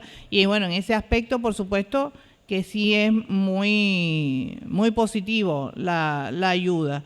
Hay muchos proyectos, el País Vasco, por ejemplo, tiene muchos proyectos con Cuba. La solidaridad ha logrado dinero del País Vasco y hace proyectos de inversión en Cuba, sobre todo aspectos sociales, es decir, mejorar centros de abuelos, mejorar algunos hospitales. En ese tipo de cosas han trabajado mucho los vascos en los últimos tiempos y ahora están trabajando en algunos proyectos también de productividad, de aumentar la productividad en el campo. Y estamos muy contentos con eso porque, bueno, nos viene muy bien. Son cosas que necesitamos. Lo primero es que Cuba lo necesite y después, bueno, ver las condiciones reales que se tienen para poder trabajar en el país. No es fácil. La verdad es que somos muy estrictos en quién va a entrar a Cuba y cómo lo va a hacer, ¿no? Cómo se va a trabajar. En ese aspecto cuidamos mucho la integridad del país.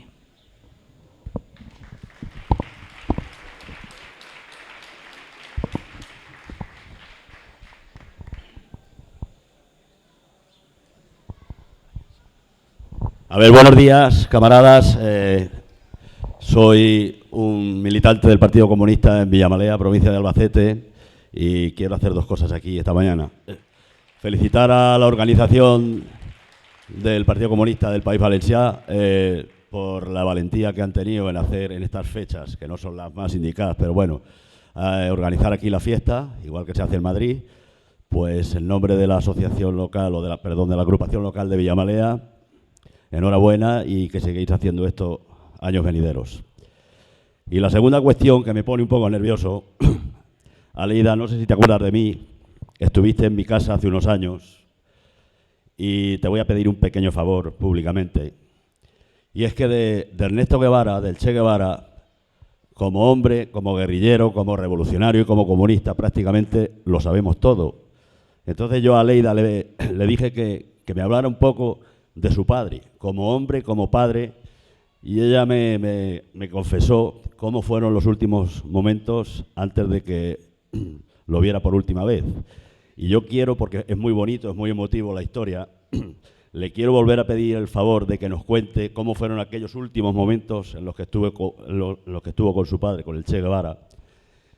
Y si nos quiere decir algo más personal, que lo haga, pero yo el favor que le pido es eso, que nos hable de aquellos precisos momentos. Se puso un poco tierna y es normal porque le preguntaba por su padre y si quiere, pues que lo haga aquí hoy, esta mañana. Gracias.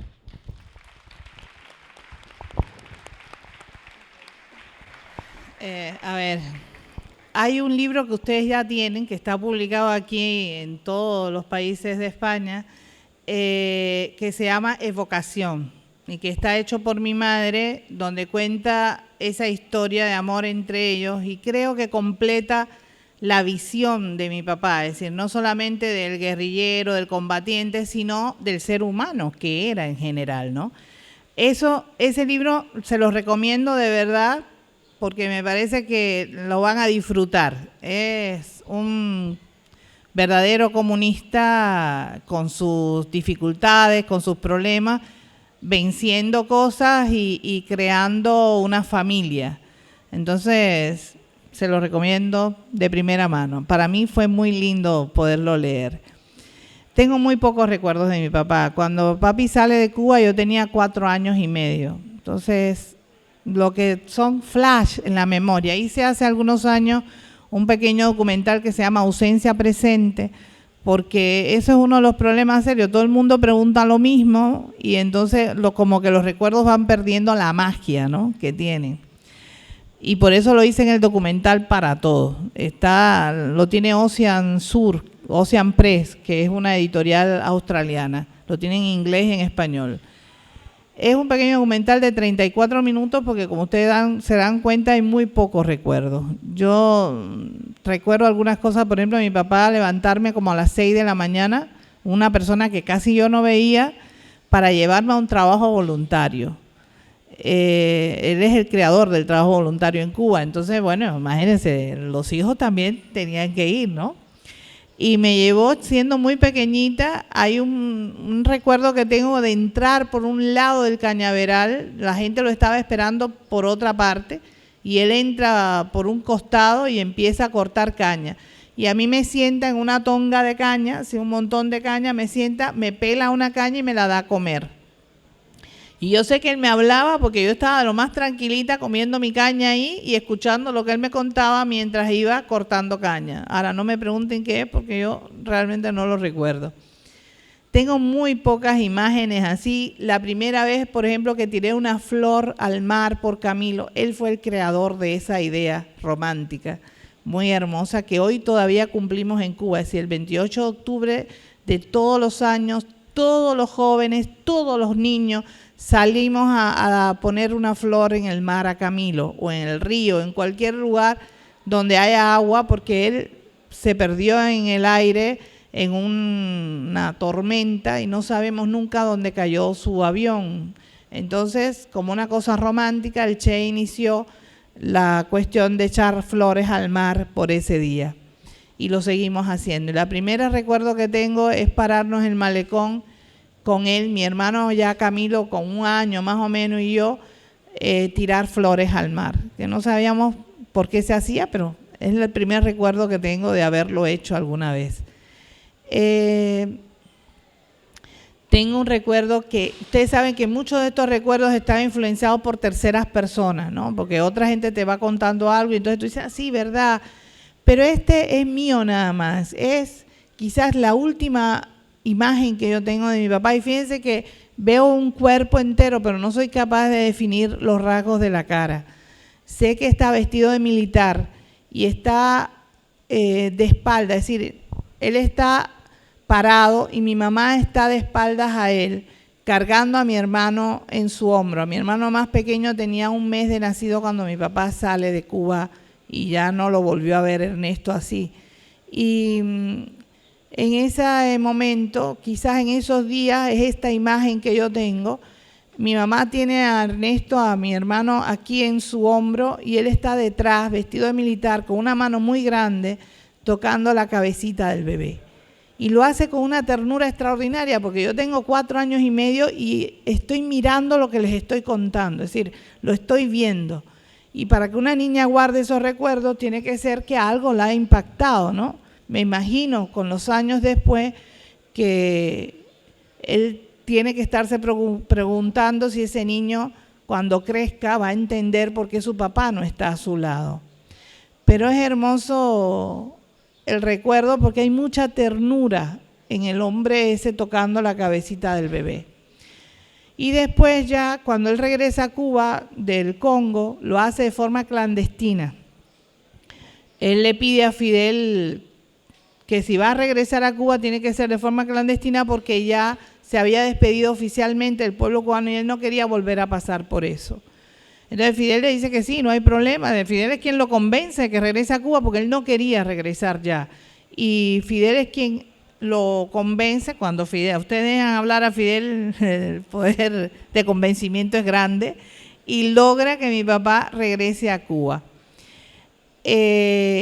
Es una historia hermosa porque todos esos meses que él está en Cuba se mantiene oculto en una casa en las afueras de Pinar del Río, la provincia más occidental de Cuba, y allí se va con un grupo de compañeros preparando para la nueva contienda que es en Bolivia. Pero la cuestión es que ya cuando está transformado en el viejo Ramón, que era como entró a Bolivia él, como un paraguayo, un uruguayo, me lo presenta, es decir, él quiere ver a sus hijos y mi mamá nos lleva esa noche a cenar con un amigo de mi papá, con un supuesto amigo de mi papá. Muy interesante porque él tiene puesto unos dientes sobre los de él, sin una dentadura postiza, y por tanto ceciaba. Y me habían dicho inicialmente, todavía no estaba bien hecha, parece, la historia de cómo iba a entrar a Bolivia. A mí me habían dicho que era español. Y cuando yo llego, lo miro, lo escucho hablar y digo, pero tú no pareces español nada. Pero es una niña de 5 años y pico. Es decir, una cuestión de esta que se le ocurre a los niños que nadie tiene explicación de por qué lo dice. Todo el mundo se quedó tieso, porque imagínense ustedes, si una niña de esa edad se da cuenta de que este hombre no es el que dice ser, estamos muy mal, ¿no? Pero bueno, todo el mundo se quedó tranquilo y él siguió hablando conmigo y se dieron cuenta que era una bobería de muchacho. Seguimos, nos invitó a comer esa noche. Yo me senté automáticamente en la cabecera de la mesa porque ahí me sentaba desde que mi papá se fue de la casa, yo automáticamente me senté siempre allí. Y él me dice que no, que ahí se sientan los anfitriones. Y yo, bueno, a esa hora me tuvo que explicar qué cosa es un anfitrión, por supuesto, ¿no? Bueno, se sienta él ahí, pero me permite sentarme en la otra punta de la mesa. Y mi mamá le había aclarado que yo conocía mucho sus gustos y que los defendía con mucha pasión. Así que esa noche él se sirve el vino tinto puro y normalmente él se servía el vino tinto con agua. Y yo me levanto como un resorte y digo, tú no eres amigo de mi papá nada, porque a mi papá le gusta el vino tinto con agua y así es como es rico. Fui y le eché agua en el vino. Entonces dice mi mamá, eso sí lo dice mi mamá, que estaba orgulloso el hombre, ¿no? De cómo la enana aquella lo defendía con tanta pasión. Después de esa comida, por supuesto éramos todos chiquiticos, empezamos a jugar, a retosar, y yo me caí, me di un golpe tremendo contra una mesa de mármol, que era rosada además, no se me va a olvidar nunca, pues me di un cocotazo extraordinario y me salió un chichón. Y entonces él me toma en sus brazos. Imagínense que él es realmente mi papá, así que, pero además es médico, sabe lo que el peligro de un golpe en la cabeza a un niño que ha comido recientemente. Entonces me toma en sus brazos, me palpa, pero de alguna manera él transmite algo especial a esa niña. Porque al rato yo empecé a darle vuelta a mi mamá, ellos estaban sentados uno frente al otro hablando, y yo empiezo a darle vuelta a mi mamá y a decirle, mami, te tengo que decir un secretico. Y mi mamá, que es de origen campesina, muy educada, no se dicen secretico, eso es mala educación. Mamá, que te tengo que decir un secretico.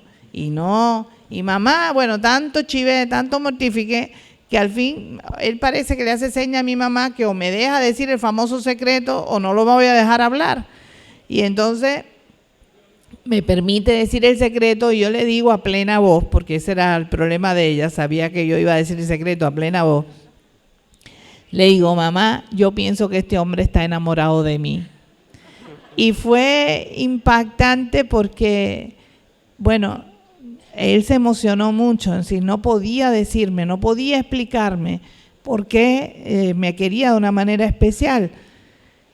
Pero yo con esa edad había sentido que ese hombre me amaba y me amaba de una forma especial. Por tanto, fue muy bueno para mí ese recuerdo siempre. Pues ustedes saben que en la adolescencia los muchachos se lo preguntan todo y todo se lo cuestionan. Y yo también me cuestioné por qué quiero a mi papá si nunca estuvo conmigo, prácticamente no estuvo conmigo. Y vinieron todos estos recuerdos a mi mente y me di cuenta que mi papá me había amado. Y una de las cosas que uno tiene que aprender en la vida es a devolver lo que recibe. Entonces no te quedaba otra que amar a ese hombre porque él nos había amado. Y después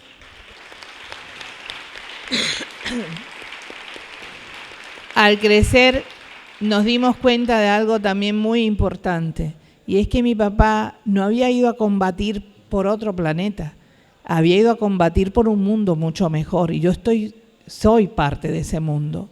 Así que mi papá fue a combatir también por mi vida, por mejorar mi vida. Por tanto, a veces la gente te dice, no, que si ustedes se sienten abandonados, que si su papá los dejó siendo muy niños. Sí, es verdad.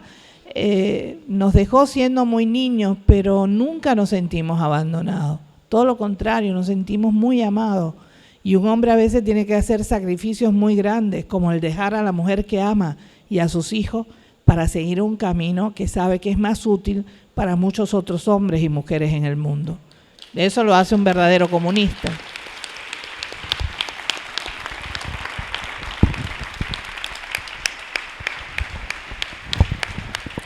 Todavía tenemos un poquito de tiempo por si alguien quiere hacer alguna pregunta más.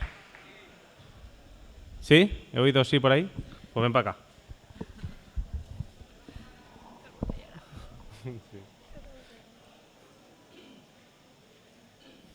No, aquí. Da más sombra a lo mejor. Bien, camaradas, amigos y amigas, yo no te voy a preguntar nada, Aleida. Yo voy a hacer algún comentario porque has planteado tantas cosas en esta conferencia, tanto humanismo, tanta importancia para los comunistas y para la propia sociedad, si saben entenderlo, que me ha recordado a una anécdota de los primeros cubanos en persona que yo conocí cuando tenía 22 años, unos menos que ahora. Las personas que habéis leído mi libro de mi vida, de la parte de mi vida hasta hace 2 años, si abrís el libro por la página 65-66, esto es una anécdota nada más que la voy a contar, encontraréis un comentario, concretamente El barco cubano se titula, y es que en este libro a mí me tocó, como muchos, miles y miles, y en estos momentos la juventud, de estar en la emigración. Yo estaba en Burdeos y toda mi juventud me la pasé en Burdeos, trabajando en Francia, como inmigrante, buscando el porvenir que aquí se nos negaba en nuestro país. Y llegó el 68 francés, en mayo 68 francés, creo que muchos y muchos habréis recordado la importancia en la movilización que tuvo Francia. A mí me cogió allá, evidentemente fui de los que desde el primer día me puse a la lucha. Y mira qué casualidad que a los poquitos días de empezar la gran huelga llegó a Burdeos un barco cubano. No era muy grande, un barco cubano. Yo estaba entonces en las Juventudes Comunistas, era el responsable de la Unión de Juventudes Comunistas en el departamento, y teníamos como costumbre, sobre todo los jóvenes, de cada vez que venía un barco ruso o de cualquier país, íbamos a visitarlos rápidamente. Cuando nos enteramos que llegaba un barco cubano, allá nos fuimos al barco cubano. ¿Y cuál fue nuestra sorpresa?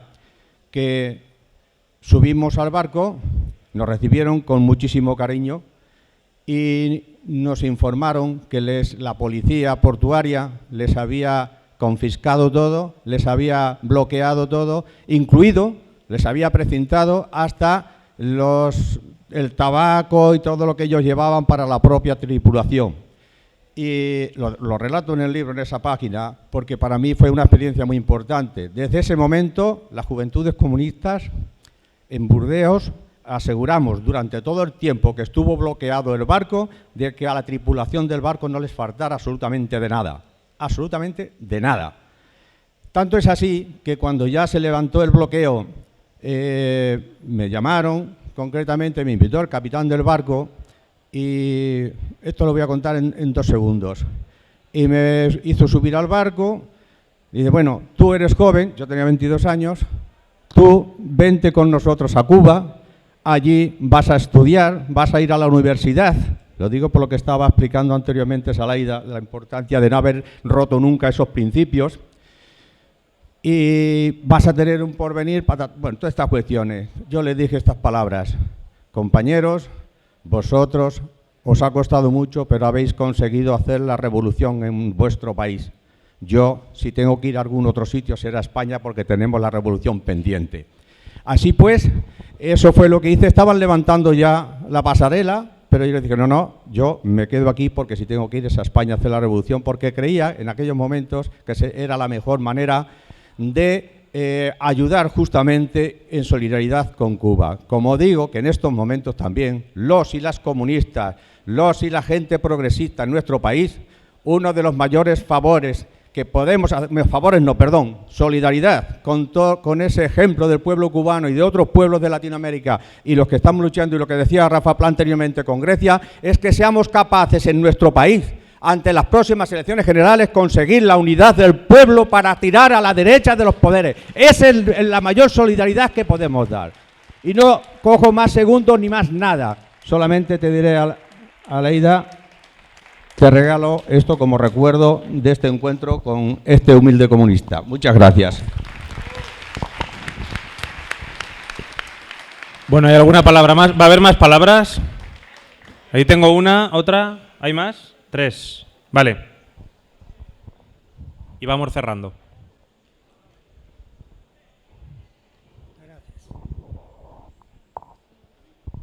Bueno, en primer lugar, saludar a la hija del Che Guevara, de un luchador revolucionario y que luchó por Cuba y que debemos seguir el ejemplo. Y a Parras.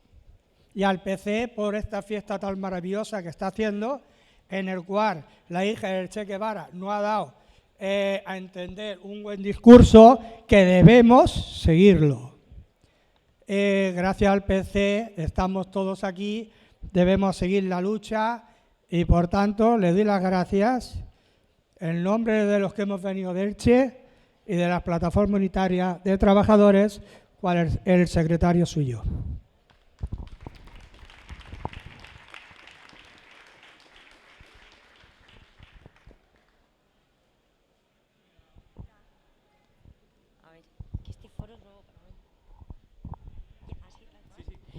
Hola, soy Amparo, vengo de un pueblecito de Castellón que se llama Almenara y encantada, es un placer para mí haberte oído esta mañana. Con alguna de las cuestiones que has planteado, que parecen tan lógicas y coherentes, nosotros en España lo que veo que nuestro pueblo, aparte de tener una crisis financiera, económica y demás, estamos teniendo una crisis de derechos fundamentales, de principios y de educación. Estamos teniendo un fracaso escolar en edades muy tempranas que esto nos va a llevar a una deriva. Entonces, nosotros como comunistas, yo entiendo que tenemos que agitar mucho esto, porque lo que no podemos permitir es que niños de 13 años estén repitiendo cursos y que la sociedad no avance, porque al final van a ser nuestros pilares para que todo continúe hacia adelante. Entonces, como vos has comentado que vosotros habéis conseguido tener mucha gente formada, sí que me gustaría saber cómo llegáis a conseguir que la gente piense que tiene que estar formada. Porque nosotros, como te digo, no sé qué es lo que tendremos que hacer con la comunidad educativa, con la clase obrera, con los padres y madres, para que esto vuelva a pasar. ¿Vale? Muchas gracias.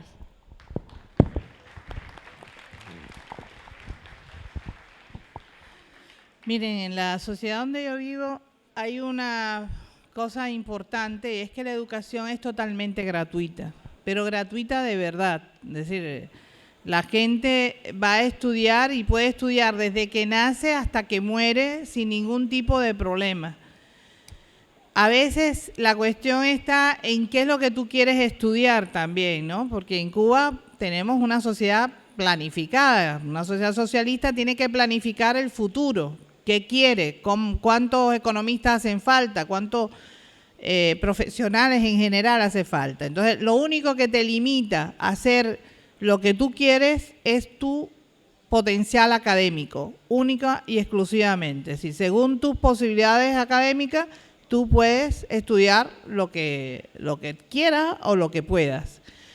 Pero no se limita a nadie por recursos económicos. Eso se diferencia de toda Europa en general, que en los últimos años ha ido perdiendo a pasos agigantados derechos que han sido conquistados por las clases trabajadoras de estos pueblos durante años, y es la educación y la salud totalmente gratuita. Es decir, se va privatizando a pasos agigantados y no hay una reacción popular ante esto.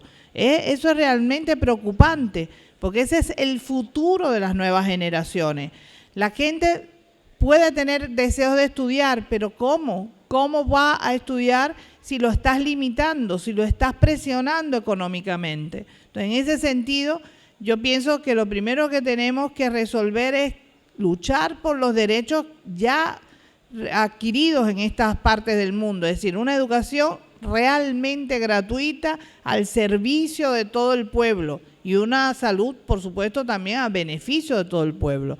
Eso es algo por lo cual hay que ir trabajando ya y ustedes no pueden dejarse quitar las cosas que han conquistado con tanta fuerza, con tantos años de trabajo y de lucha. Es realmente preocupante esto, señores. Hay que ponerse las pilas ya.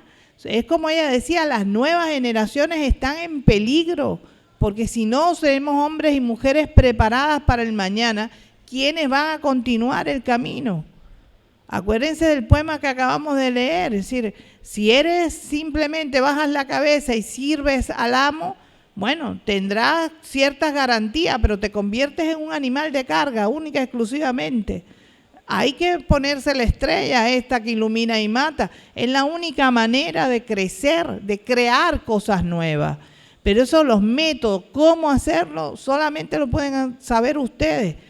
¿Cómo pueden resolver estos problemas? Solamente ustedes pueden hacerlo. No pueden haber fórmulas, tiene que haber cosas que salgan de la fuerza del pueblo. Si ustedes tienen conciencia de que hay problemas reales en la educación y que las nuevas generaciones peligran en ese sentido, hay que trabajar en ese aspecto. Hay que unirse en ese sentido para tratar de buscar lo que ya han tenido, lo que ya han logrado durante años y siglos. No lo pueden perder, no pueden de ninguna manera dejar que se les arrebaten esas cosas. Son derechos adquiridos sociales que no se pueden perder. Pero si ustedes se sientan a esperar o se sientan pensando que puede cambiar, estamos mal. Nosotros somos los únicos que podemos hacer estos cambios con la presión de pueblo, con la presión popular. Ustedes son los únicos que pueden defender esas cosas. Y hace falta que lo hagan, de verdad.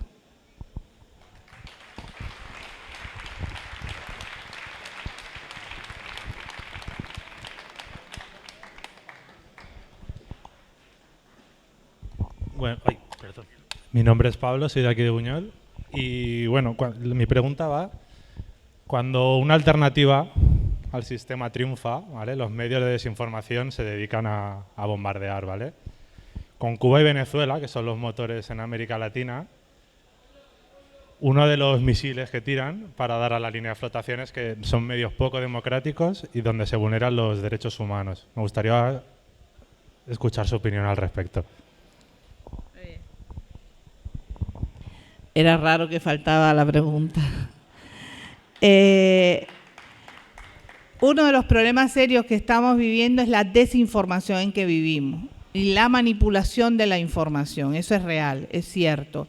A veces tú te encuentras con gente que son de vanguardia, gente que son de lo que llamamos izquierda y sin embargo están totalmente confundidos con lo que está pasando en América Latina, en Cuba, en Venezuela, porque no hay una información adecuada, es cierto.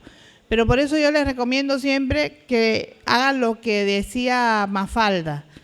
Quino, el caricaturista argentino que creó a Mafalda, hizo algo muy especial. Él dijo, en la boca de Mafalda dice, Mafalda no le gusta tomar sopa. Entonces ella decía, si él dijera que la sopa es buena, si Fidel Castro dijera que la sopa es buena, no me obligarían a tomarla. Y eso es verdad. Cuando nosotros empezamos a ver que hay una acción continua contra un pueblo, contra un presidente, tenemos que empezar a preguntarnos qué están haciendo estas personas que hacen cosas diferentes, que están haciendo algo bueno por su pueblo para que molesten tanto a las transnacionales de la comunicación. Porque las transnacionales de la comunicación desgraciadamente responden a los intereses foráneos, a los intereses de los poderosos, no a los de los pueblos. Por tanto, cuando ustedes vean en los grandes medios de comunicación noticias contrarias a nuestros pueblos, empiecen a pensar que algo bueno hemos hecho realmente. Ahora, ninguna sociedad es perfecta. Las sociedades están hechas por hombres y por mujeres, por tanto cometemos errores todos los días. Y eso es cierto, cometemos errores, pero la cuestión es saber rectificarlos. Y los únicos que podemos rectificar esos errores somos los que vivimos esa realidad. Nadie de afuera puede venir a nosotros a decirnos lo que tenemos que hacer con nuestra vida. Pero si tú no la vives, si tú no la compartes, entonces tú no tienes manera de saber realmente lo que está pasando. Esas son cosas que hay que también tener presente, no dejarse guiar por una información, porque no tienes el derecho ni siquiera a criticar una situación que tú no vives, porque no la conoces, porque la información que te llega es falsa. Entonces, en primer lugar, eso. En segundo lugar, hay que tener conciencia de que los procesos revolucionarios cuestan. Los procesos revolucionarios pueden también cometer errores en el momento que se están desarrollando, porque ya te dije que lo hacemos somos hombres y mujeres, no somos perfectos. Hay gente también que tiene miedo a la reacción externa, miedo a lo que pueda influir toda esa presión externa sobre la juventud, sobre la gente. Entonces, hay personas que en algún momento han cometido el error, por ejemplo, de decir, en Cuba en una época decían que no se podía escuchar a los Beatles. Una imbecilidad tan grande como esa la hemos dicho. Son cosas que han pasado en el proceso revolucionario y que hemos ido rectificando poco a poco. Pero el hombre se siente más libre cuando es más culto. Mientras más nivel cultural tú tienes, menos te manipulan, menos te pueden engañar, menos te pueden utilizar. Eso es muy importante tenerlo en cuenta. Hoy Cuba es uno de los países más cultos del universo, con mayor información y con mayor formación académica. Pero además de eso, hay una cuestión importante y es que tú dices las cosas y te tienen en cuenta. Y eso es importante para el ser humano, es decir, no solamente tener la libertad de decir lo que tú piensas, sino que te tengan en cuenta lo que tú estás pensando. Porque ¿de qué te vale pararte aquí y decir 4 cosas si nadie te va a escuchar o si nadie te va a tener en cuenta? La cuestión es esa, tener los medios como los tenemos nosotros, que son nuestras asambleas populares, donde la gente va y plantea las cuestiones y plantea sus dificultades y plantea sus temores y plantea sus dudas ante lo que está pasando en Cuba. Y entonces se le puede contestar, a veces se le contesta con una verdadera, digamos, dominio de la situación y otras veces se le dice, mira, vamos a buscar más opiniones, vamos a ver qué es lo que piensan otra gente y a unir criterios, a unificar criterios. Todo en Cuba se discute desde las bases, desde la base de los trabajadores, de los ciudadanos de a pie, todo el mundo en los CDR, en los Comités de Defensa de la Revolución o en los centros de trabajo discutimos los proyectos de leyes. En Cuba no se aprueba una ley si no está aprobada por el pueblo. Y eso es importante, es decir, eso nos da un criterio y una fuerza extraordinaria. A veces yo creo, fíjate, desde el punto de vista personal, me parece que nosotros todavía no usamos ese poder que tenemos como pueblo realmente. Es decir, muchas veces estamos acostumbrados a que el Estado cubano resuelva los problemas que tenemos y no somos nosotros capaces de darnos cuenta que sí podemos hacer cosas desde la base y resolver problemas nosotros mismos. En eso todavía fallamos. En eso todavía tenemos que seguir educando al pueblo en el poder real que tiene como pueblo. Para decir, cuando quiere decir no, es no. Y no hay quien cambie ese no, porque lo dijo el pueblo. Eso es algo muy importante, que nosotros tenemos, pero que tenemos que aprender a usar mejor, a utilizarlo mucho mejor todavía. Estamos creciendo, estamos aprendiendo. O sea, hay muchas cosas todavía que podemos mejorar, que tenemos que mejorar. Pero yo pienso que es el proceso revolucionario que me permite hacerlo.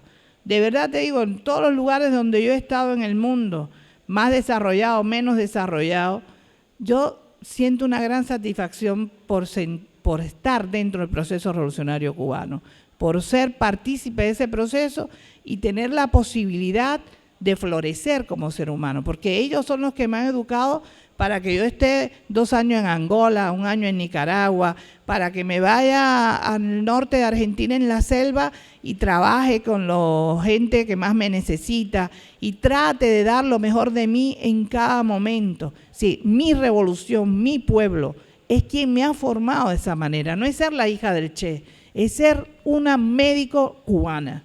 Es lo que me ha permitido hacer todas estas cosas. Por eso creo que a pesar de los errores que podamos cometer y que todavía seguimos cometiendo, estamos creciendo y estamos formando una sociedad que vale la pena seguir construyendo.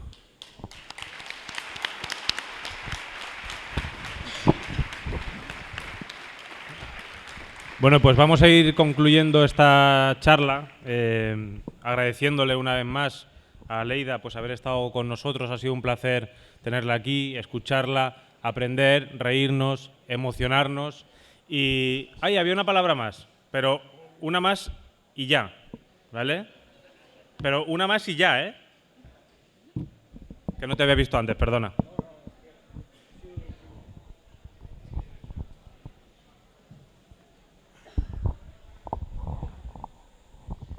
Bon dia, buenos días a todos. En primer lugar, agradecer la conferencia que nos ha dado la camarada, que es el actual estado real de la lucha de clases en el mundo. Es decir, el Partido Comunista Cubano, que es un partido que a través de su lucha nunca ha tenido o ha tenido muy pocos problemas de burocratismo, es el que está entendiendo en cada momento lo que es la lucha de clases, la lucha de los trabajadores, la lucha del pueblo en contra del capitalismo, camaradas. Y evidentemente en todos los partidos comunistas en el mundo pues no lo hemos entendido así. A cualquiera de los que estamos aquí, lo que nos ha ocurrido a los trabajadores en la Unión Soviética, pues evidentemente nos los esperábamos. Y si eso ha ocurrido, ha sido porque el sistema ha estado al acecho, lo mismo que está en Cuba. El sistema sabe que Cuba le molesta y tiene que ir a por Cuba y tiene que eliminar Cuba. Pero lo importante es que los cubanos y el Partido Comunista Cubano eso lo tiene muy claro. Entonces, ahí hay una baza clarísima de lo que es la construcción del paso del capitalismo al socialismo, que no lo van a impedir de ningún modo. Yo tuve el honor de estar en el Congreso Constituyente de Comisiones Obreras y me acuerdo lo que dijo el embajador de Cuba, y no pudieron impedir que el socialismo hablara en castellano, evidentemente que no, evidentemente que no. Y en estos momentos lo que está haciendo Cuba es poner al día la lucha continua de clases. ¿Y qué tenemos que hacer nosotros en Europa? Yo evidentemente he tenido el honor y no he podido nunca, espero que algún día pueda, de estar invitado en Cuba. Y me acuerdo que a uno de los guerrilleros, cuando se alzaron en contra del general dictador de Cuba, le dije, pero mira, yo no quiero ir allí a hacer una reunión política, yo quiero ir a hacer el trabajo en el campo. Y me se quedó claro, es decir, ¿por qué quiero hacer eso? Porque cuando tú vas a trabajar, cuando tú estás en el Tajo, en el campo o en la fábrica, aprendes. Y al mismo tiempo que aprendes, pues puedes enseñar. Ahora, ¿qué nos toca a los comunistas en Europa? La mejor forma de ayudar a Cuba es practicar el internacionalismo proletario. Algunos de los que estáis aquí os acordáis que en la época de la clandestinidad, día sí, día no, le montábamos el número a la embajada yanqui en España y a los consulados yanquis en España. Y eso parece ser que se nos ha olvidado. Hay que continuar haciendo la lucha en contra de los yanquis, en Europa y en cualquier parte del mundo. Y eso es la mejor forma de solidarizarse con el pueblo cubano y en la construcción del socialismo. Nada más y muchas gracias.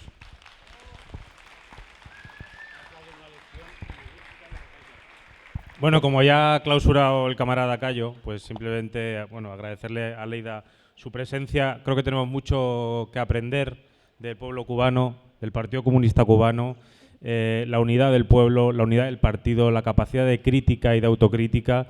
Creo que es el camino que tenemos que seguir, y la mejor manera de ayudar a la Revolución Cubana pues es organizar la revolución en España, como decía el camarada Cudero, que para eso se quería venir a España. Y nada más, muchas gracias por vuestra asistencia. Y una última cosa, Aleida está cansada, sé que muchos os querréis hacer una foto con ella, pero está cansada, tener un poquito de consideración, el día es muy largo, con paciencia y que disfrute también ella de la fiesta del partido.